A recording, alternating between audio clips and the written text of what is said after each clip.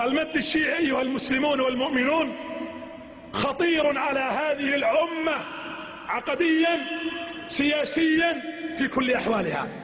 الشيعة أخطبوط وأصبح خطيرا. تدرون أن الشيعة وصلوا طبعا في بلاد الحرمين، تكمنوا في الأحساء، في القطيف، في نجران، في المدينة، وربما تنقلوا بين بعض بلدانها.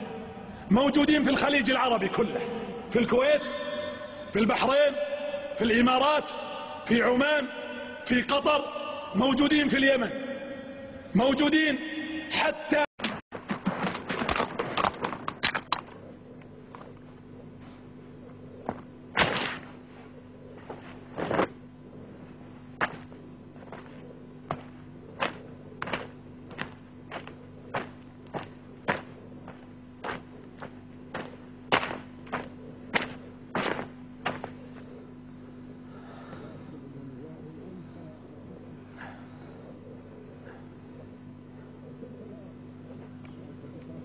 باسل ومغوار أنت يا أبا جهل، وكيف لا وأنت تقاتل رجالا بلا سلاح؟ لأنهم يظاهرون هذا السفيه. ومن أسفه منكم وأنتم تحرمونه حق الكلام؟ محمد مفتر وكذاب. ردها علي إن استطعت.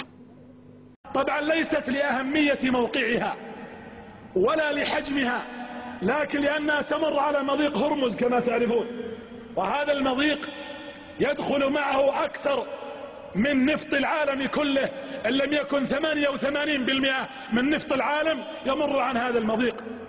18% من نفط أو بترول أمريكا يمر عن طريقه، وأكثر من 50% من البترول لأوروبا يمر عن طريقه، وكذلك التي تنقل البترول والنفط من الكويت والسعودية والعراق يمر عن طريق هذا المضيق، فهم لهم امتداد خطير.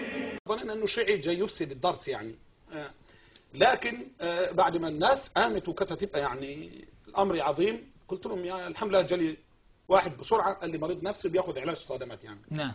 واكتشفنا انه مريض نفسي فعلا، ولدرجه والده يعني حفظه الله قال انه ما نامش طول الليل من الفرح ان الشيخ الزوب جاي هنا.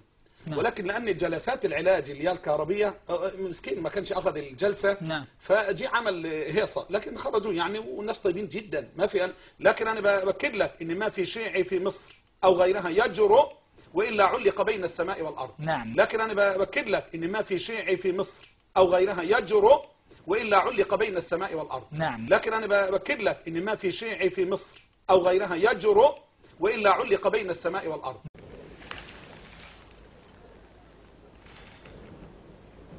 الموت قليل عليك.